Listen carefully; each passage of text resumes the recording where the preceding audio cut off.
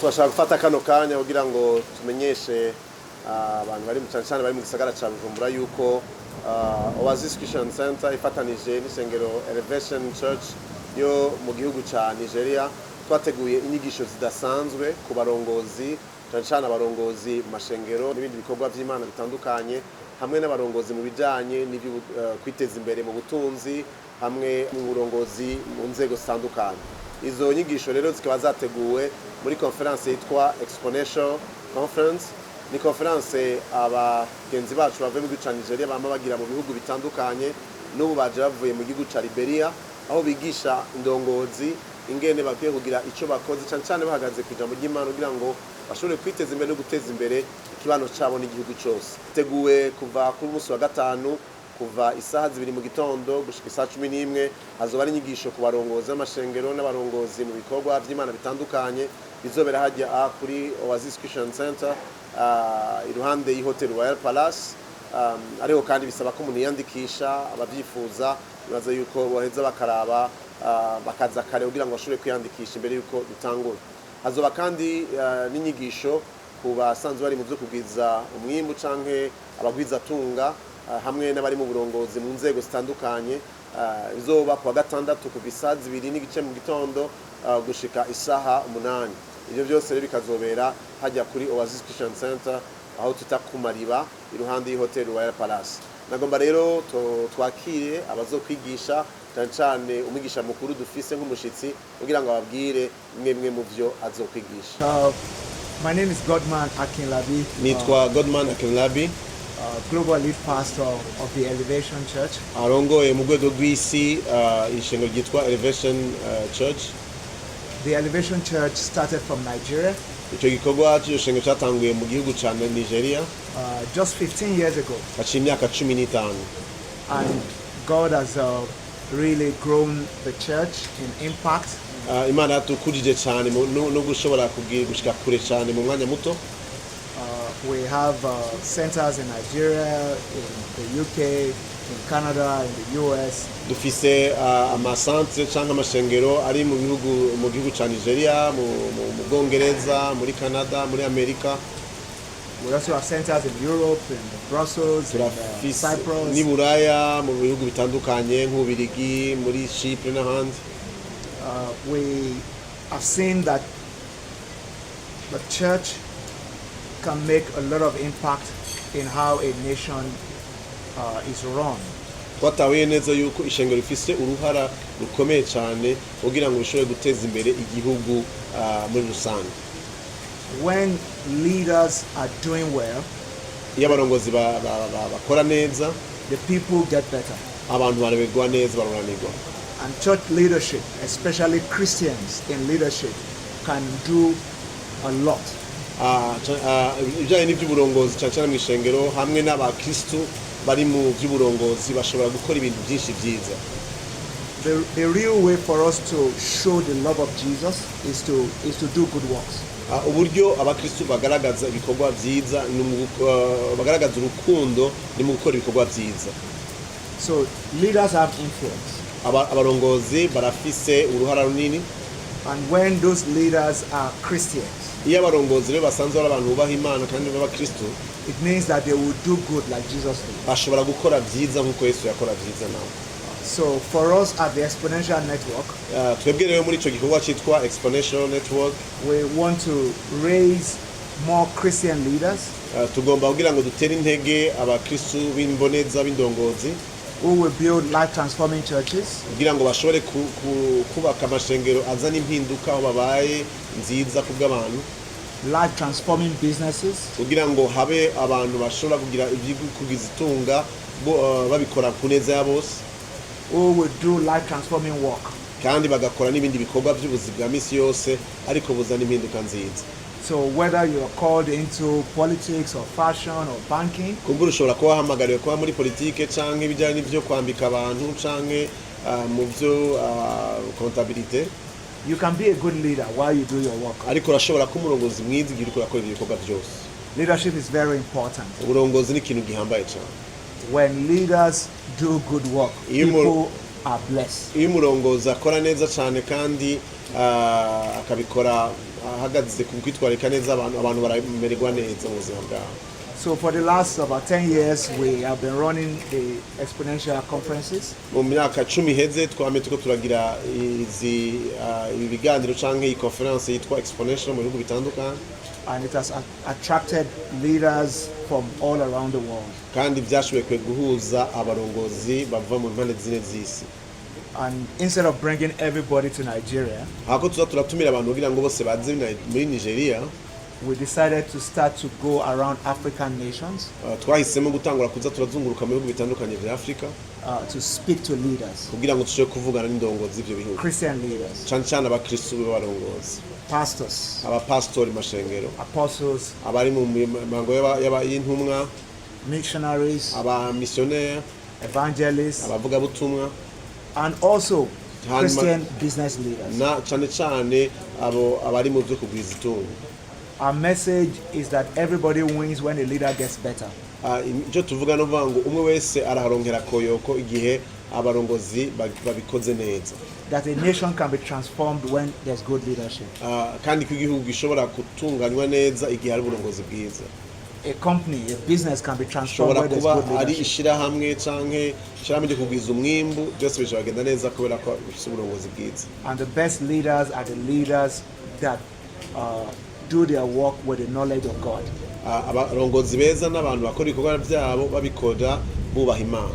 The best leaders are leaders who understand godly principles to lead people. Abarongozi beza n'abariko barabikora bubahiriza amategeko y'ijambo ry'Imana. So that's what's going to be happening tomorrow with church leaders. Nibyo bizabikora koreka ejo igihe tuba tukumwe n'abarongozi mashengero. And on Saturday with business leaders. Hanyuma ku gatandatu abari mu byo kwiteza tunga canke bari mu bundi burongozi. We want to create an opportunity for unity.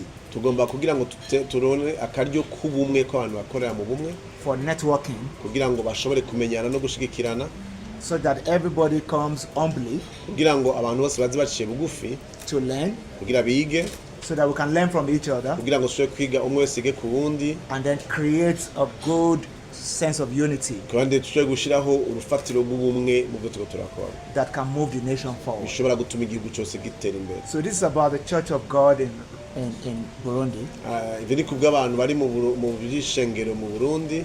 And this is about the entire country getting better. Ariko kandi ni kubw'abantu bose n'igihugu cyose kugira ngo kiroranirwe. This is about more people coming to Jesus. Ni kugira ngo abantu bashobore kuza benshi kuri Kristo. This is about our pastors and church leaders leading the church well. Kandi kugira ngo vy'ukuri abarongozi b'amashengero bayarongore neza. And our business leaders also running their businesses with the fear of God. Kandi no kugira ngo n'abari mu burongozi bari bwose abikore bubaha Imana.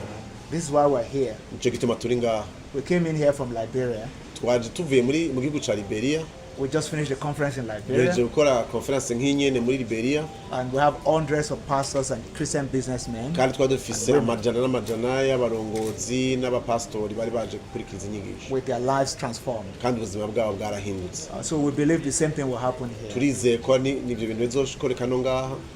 So I'm excited to be here. Ndanezerewe cyane gushobora kuba hano. With the rest of our team from Nigeria. Hamwe n'abandi bose twazanye bavuye muri Nigeria. We're looking forward to these 2 days of impact. Turiteguye kubona ibidasanzwe muri iyi minsi ibiri.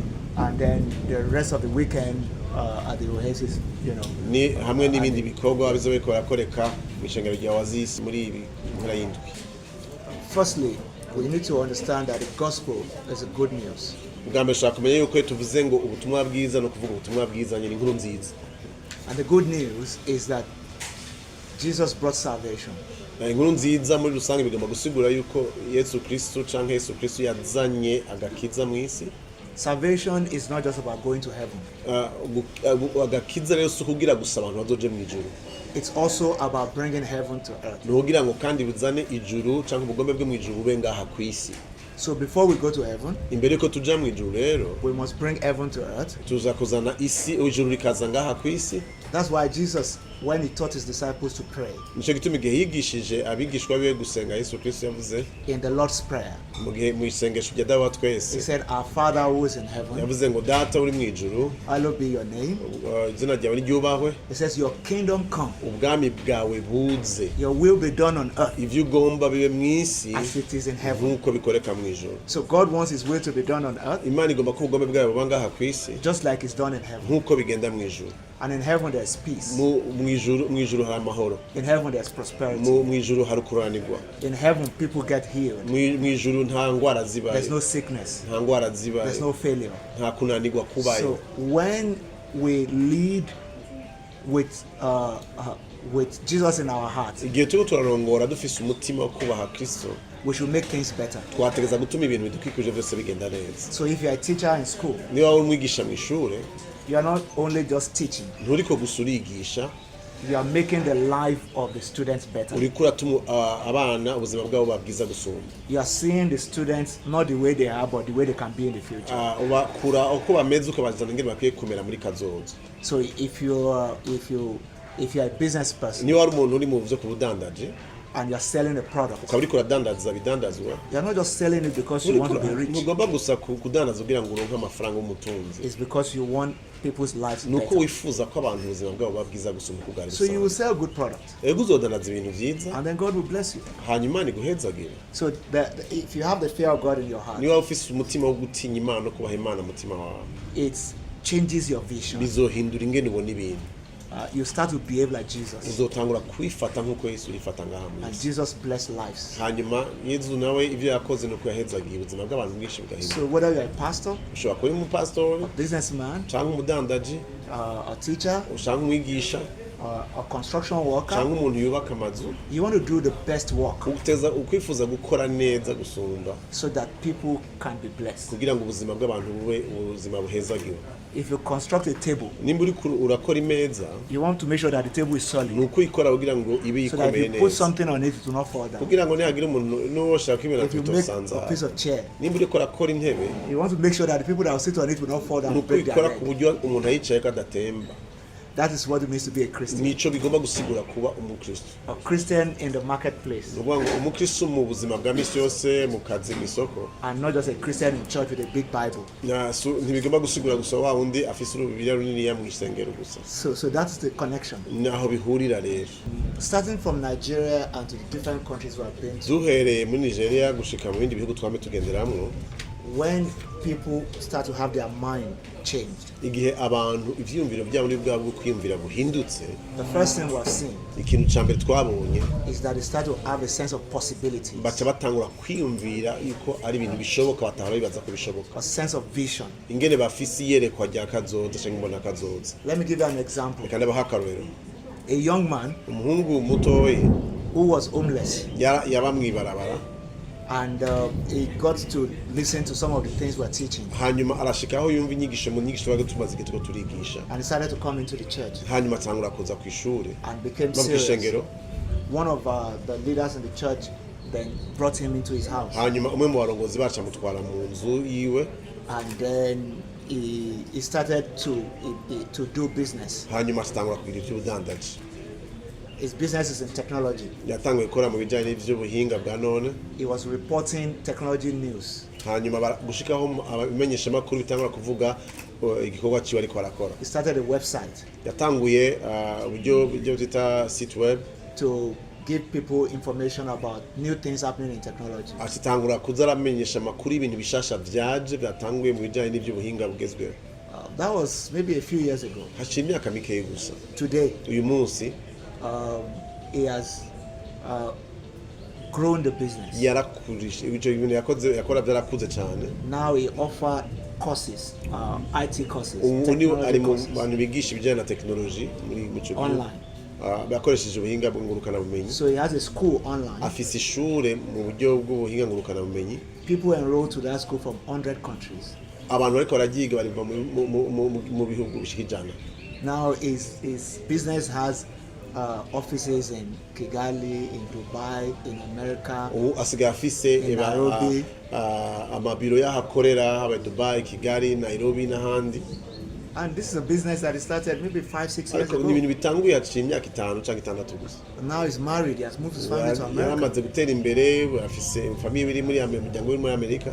So when people get this message, iyo abantu bakiriye izi nyigisho, is a message of possibility in Christ Jesus. ni inyigisho zibazana kubona ibishoboka cyane cyane wizera Kristo. It does something to their heart and their mind. Bigakora ikintu mu mitima yabo no mu bwenge bwabo bwo kwiyumvira. They start to dream new dreams. Bagatangura kurota indoto niniya cyane. And they start to try new things. Hanyuma bakagenza ibintu bishasha mu buzima bwabo. And those things transform their environment. Hanyuma ibyo bariko barakora bigazana impinduka aho babaye. And transform the nation. Amagahindura igihugu cyose.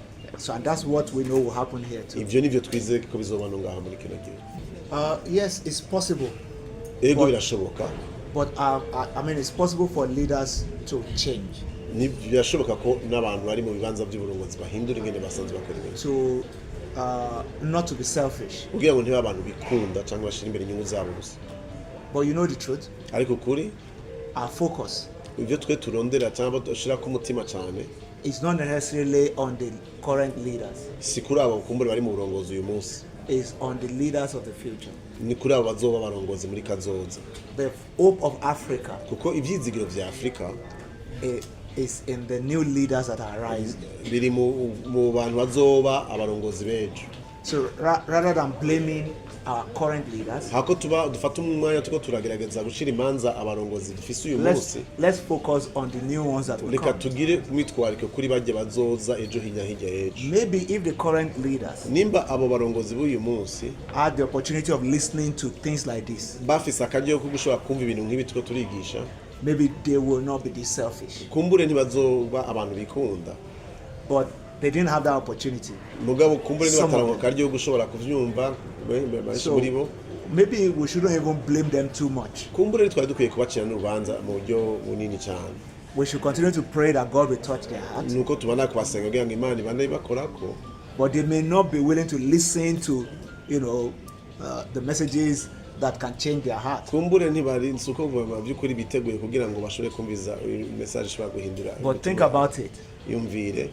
If a 25-year-old sits and listens to what we're saying today, nimba umwana afite imyaka 25 ashobora kumviza ivyo turavuga muri iyi minsi, in 10 years time, mu myaka 5, that 25-year-old will be 35. O afite imyaka 25 afite imyaka 35. That person can be a local government. Kumbure ejo azoshobora kuba buramatari cyangwa umuntu atwara komine. They could start a business. Kumbura ashobora kuba umudandaza atanguye ahantu. That will solve problem in healthcare. Azoshobora gutora inyishu y'ibibazo by'ibijyanye n'amagara y'abantu. He can start a school. Ashobora gutangura ishuri. That will solve problem for education. Ashobora gutora inyishu ku bibazo by'indero. So we need to not over focus on not the things that the current leaders are doing. Si kwitwareka cyane ngo tuko turavuga ku bijyanye n'ibyo barongozi b'uyu munsi ariko barakora cyangwa bariko bashikako. We continue to pray for them. Kubana kubasengera. But the next generation, ariko twiyumvire ku rungano ruzoza, that is the future of Africa. Kuko aribo kazoza ka Afrika. If we don't do anything, nitutagira ikintu na kimwe dukoze, they will follow the footsteps of the current leaders. Bazogenda bakurikire inzira zitari nziza zabitanga imbere. Then Africa will be without hope. Kandi musange Afrika nta vyizigiro ishobora kubifisa. Will be doomed. Tusange atana tugume hahandi. But the hope that things will change. Ariko ivyizigiro vyuko ejo hazoba heza. Is if the next generation leaders are thinking differently. Nuko ugwaruka cyangwa bazoza hirya ejo bazoba abantu biyumvira mu buryo butandukanye. If they choose to be problem solvers. Kuba abantu batora inyishu z'ibibazo. Who will solve problems for other people. Bazotora inyishu z'abandi bantu. And not just focus on enriching themselves. Batitwararitse kurondera gusa amatungo yabo. That is why we're here. Nico gituma turi ngaho.